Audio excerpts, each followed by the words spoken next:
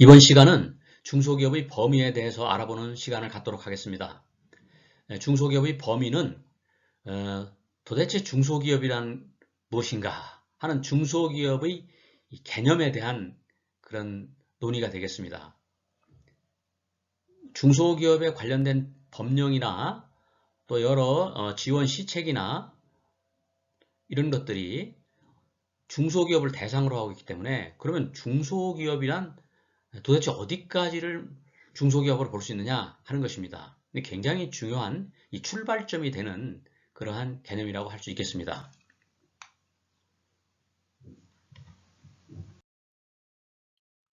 중소기업 판단 기준을 쉽게 간략하게 요약하면 요 한 표로 요약이 될 수 있겠습니다. 먼저 내가 속한 우리 기업이 중소기업이냐를 판단할 때 맨 먼저 봐야 될 게 영리 기업이냐 하는 것입니다. 그러니까 우리 기업이 영리 기업인 경우, 그 반대로 비영리 기관이다 그러면은 중소기업이 아니다 이겁니다. 그러니까 영리 기업이면 중소기업, 일단 중소기업 판단 기준에 들어오고, 비영리 기업일 경우는 일단 중소기업이 아니다. 제가 일단이라고 얘기했습니다. 예외도 있기 때문에 일단 아니다 이런 것이고요. 그리고 나서 일단 이제 영리 기업이다. 그럼 그 다음 단계는 이제 검토를 해야 되는데, 그 다음 단계는 주 업종이 어떤 것이냐 하는 것입니다. 왜냐하면 중소기업은 어떤 그 업종의 특수성에 따라서 어떤 큰 기업을 많이 가지고 있는 업종이 있고, 또 그 규모가 태생적으로 어떤 어떤 업종의 특수성상 규모가 작을 수가 있겠죠. 예를 들면 교육 서비스업 같은 것은 그렇게 크지가 않겠죠. 그런 경우에는 이제 좀 그 규모를 작은 그 규모의 그 기준을 설정을 해주는 것이죠. 기준을 좀 작게 설정해 주는 것이죠. 그래서 주업종인데, 이 주업종에 왜 앞에 주자가 들어가 있느냐 하는 것은, 예를 들면 이런 겁니다. 내가 교육 서비스업을 하고 있고, 어느 기업이 또 정보 서비스업을 겸업으로 하고 있을 경우에 교육 서비스업 쪽에서 70%의 매출이 일어나고, 또 정보 서비스업의 경우에서 30%의 매출이 일어난다면, 이때 이 주업종은 70% 매출이 일어나는 교육 서비스업이 되죠. 그 경우에 우리 기업은 교육 서비스업으로 분류가 된다 이겁니다. 정보 서비스업이 아니고. 그리고 이제 다음에 이제 그러면은 예를 들어서 이제 교육 서비스업에 이제 이렇게 결정이 됐다. 우리 업종이 교육 서비스 업종이다. 그럼 그 다음에 이제 평균 매출액을 보는 것입니다. 근데 이 평균 매출액은 중소기업 기본법 시행령에 가보면은 각 업종별로 평균 매출액 어느 평균 매출액 기준 이하가 되면 중소기업으로 이렇게 규정하고 있습니다. 예를 들면 교육 서비스업의 경우는 400억 원 이하, 평균 매출이 400억 원 이하인 경우에는 중소기업으로 본다 이런 얘기죠. 또 예를 들면 뭐 건설업의 경우는 1000억 원 이하, 전기 장비 제조업의 경우는 1500억 원 이하, 의료용품 및 의약품 제조업의 경우는 800억 원 이하, 과학 및 기술 서비스업의 경우는 600억 원 이하, 이런 식으로 그 업종별로 쭉 돼 있는데, 이때 평균 매출액은 각 업종에 따라 다르게 나타나죠. 평균 매출을 체크해 보는 것이죠. 그런데 예를 들어서 우리 기업이 교육 서비스업을 하고 있는데 350억의 평균 매출을 가지고 있다. 그러면은 당연히 중소기업에 해당되겠죠. 왜냐하면 400억 이하이기 때문에 이런 것을 판단하는 것이죠. 그 다음에 그렇다고 해서 중소기업이 다 되느냐? 그건 아니에요. 평균 예를 들어 매출액이 350억이지만 자산 규모가 5천억 원을 초과하면 중소기업이 아닙니다. 그렇기 때문에 평균 매출액도 그 기준치 이하가 돼야 되고, 그런 조건이 충족이 돼야 되고, 또 자산 규모가 5천억 원 이하가 돼야 됩니다. 5천억 원 미만, 5천억 원 미만이 돼야 됩니다. 그런데 예를 들어서 5천억 원이 넘어간다. 그러면은 자산 규모 5천억 원이 넘어간다. 그러면 이거는 중소기업이 아닙니다. 자, 그럼 여기서 끝나느냐? 또 그것도 아닙니다. 또 하나 더 봐야 되는데, 뭘 봐야 하냐면 독립성을 봐야 됩니다. 독립성. 과연 우리 기업이 이 독립성을 갖고 있느냐 하는 거예요. 예를 들면 이런 거죠. 우리 기업이 예를 들면은 어떤 큰 우리가 소위 얘기하는 재벌 기업에 속해 있는 그런 기업이다. 그럼 아무리 기업의 규모가 작다 하더라도 이건 중소기업을 안 본다 이거예요. 쉽게 설명드리면 그런 겁니다. 그러면은 그 각각에 대해서 한번 더 자세하게 한번 알아보도록 하겠습니다.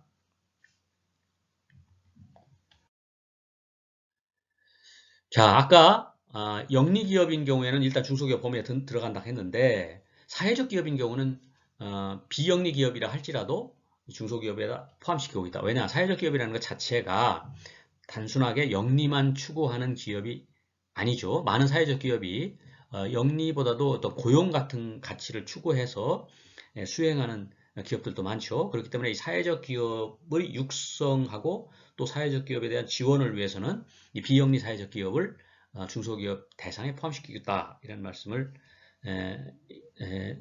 말씀이고요.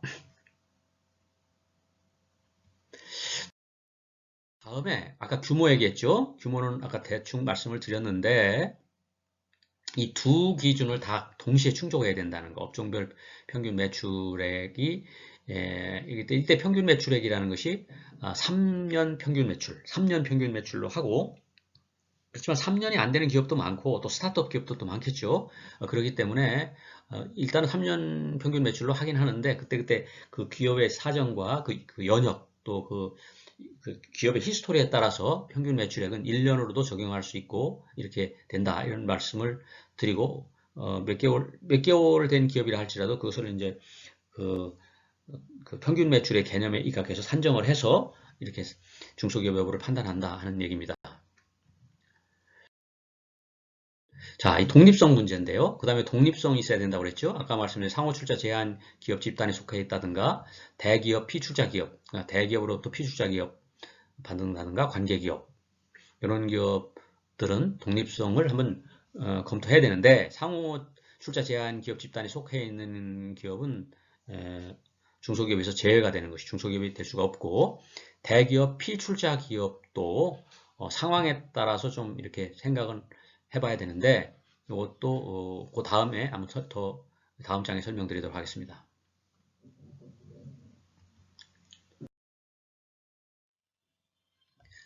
네, 중소기업 여부 판단에서 이 독립성 기준인데요. 지금 독립성 기준을 얘기해 보려고 하는데 그 상호 출자 제한 기업 집단 소위 우리가 쉽게 얘기한 재벌이죠. 재벌에 속하는 회사는 제외한다.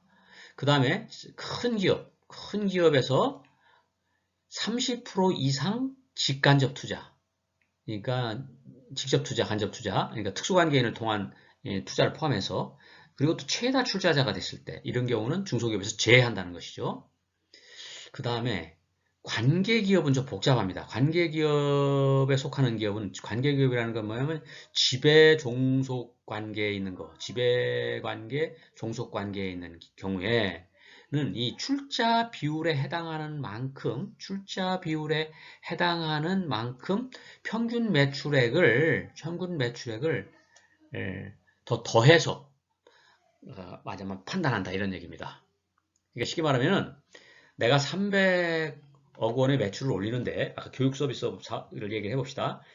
교육 서비스업이 400억 이하의 경우에는 이제 말하자면은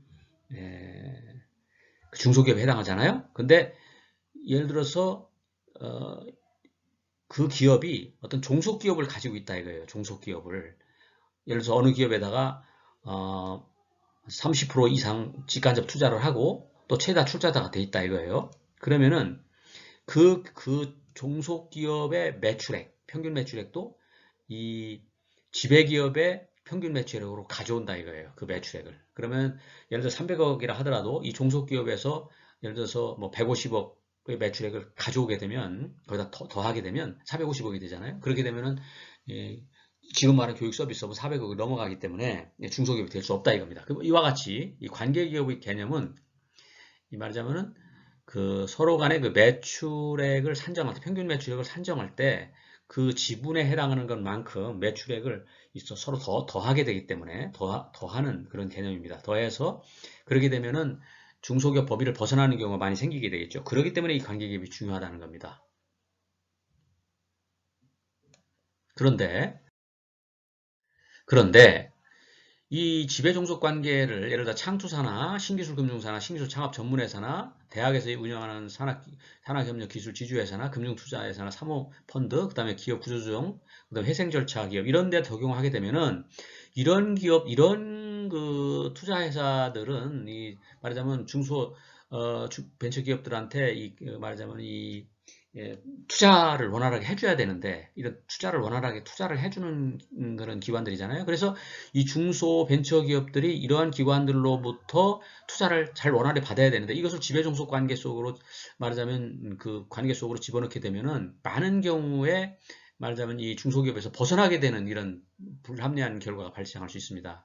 그렇기 때문에 이런 데서 투자하는 경우에는 지배종속 관계 성립을 원천적으로 불성립시켜서 이 투자회사와 우리 중소기업들이 서로 윈윈할 수 있는 그러한 조항을 법에서 이렇게 규정하고 있다. 이렇게 보면 되겠습니다.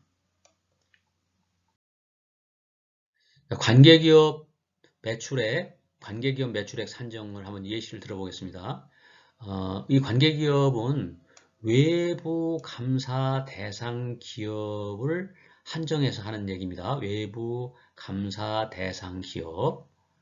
그 다음에 그 투자받는 기업은 국내 기업에 한정하는 거예요. 국내 기업에 한정해요. 투자받는 기업은. 근데 A기업하고 B기업이 있다고 가정해 보면 A기업이 380억의 매출을 가지고 있고 B기업이 100억의 매출을 가지고 있다. 그런데 A기업이 B기업에 40%를 출자했고 최다 출자자다 이거예요. 최다 출자자다. 그러면은 이때 이제 그러면은 A기업은 매출액이 어떻게 되느냐? A기업은 그러면 요 A기업이 지금 B기업에 대해서 30% 이상을 출자했고 또 최다 출자자이기 때문에 지배종속 관계가 성립이 되는 거죠. 일단 지배종속 관계가 성립이 돼야 되는 걸 봐야 되기 때문에 그러면 지배기업하고 종속기업이 성립이 됐죠. 그런 경우에는 이 매출액을 산정할 때 이 A기업 단독 매출 요것만 보는 게 아니고 종속기업의 매출도 일부 투자물만큼 이 매출에다 더한다 이거예요. 그러니까 A기업이 380억 아니에요? 그러니까 380억에다가 이 100억의 40%, 100억의 40%면 40억 원이죠. 그래서 420억 원이 된다 이거. 그럼 예를 들어서 이 A기업이라는 회사가 교육 서비스업의 경우다. 그러면은 이 단독 매출 380억으로 보면 이 중소기업에 해당이 돼요. 그런데 요걸 이 평균 매출을 여기다 더하면 420억이기 때문에 이제 말하자면 중소기업이 넘어가죠. 400억이 넘어가기 때문에 중소기업이 안 된다 이거예요. 근데 B기업도 보면은 B기업은 일단 100억이죠. 100억인데 이렇게 100억으로 매출액을 산정하는 것이 아니고 100억에다가 이 A기업이 가지고 있는 380억의 40%에 해당하는 그 매출을 더해서 252억 원이 된다. 이거. 252억 원이 된다. 이거. 그러면 B기업의 경우에는 400억 이하이기 때문에 교육 서비스업이라고 할 경우에 이게 252억 원이니까 중소기업에 해당이 되죠. 그러니까 A기업은 중소기업에 해당이 안 되고 B기업은 중소기업에 해당이 된다. 이런 식으로 관계기업의 경우는 이렇게 매출액을 산정하는데 그런데 단순하게 이렇게 이 경우는 상당히 심플하게 하나 알기 쉽기 위해서 설명한 거지만 사실 지분 구조가 복잡하게 얽힐 수 있지 않겠습니까? 막 얽히고 설키고 할 수 있겠죠. 그런 경우는 많은 케이스가 있기 때문에 이 경우는 2015년에 중소기업청에서 발간한 알기 쉽게 풀어 쓴 중소기업 범위 해설이라는 책자. 그 책자는 이 중소기업의 범위에 대해서만 한 100페이지 넘게 이렇게 기술을 하고 있습니다. 그만큼 이 중소기업의 범위라는 것은 복잡하죠. 그럼 그 책자에 보면은 이런 다양한 아주 얽히고 설킨 그런 지배 종속 관계, 그 관계기업 간의 관계에 있어서 매출액 산정 방식을 자세히 기술하고 있기 때문에 더 자세히 알고 싶으신 분들은 그 책자를 참고하는 것이 아주 좋을 것 같습니다.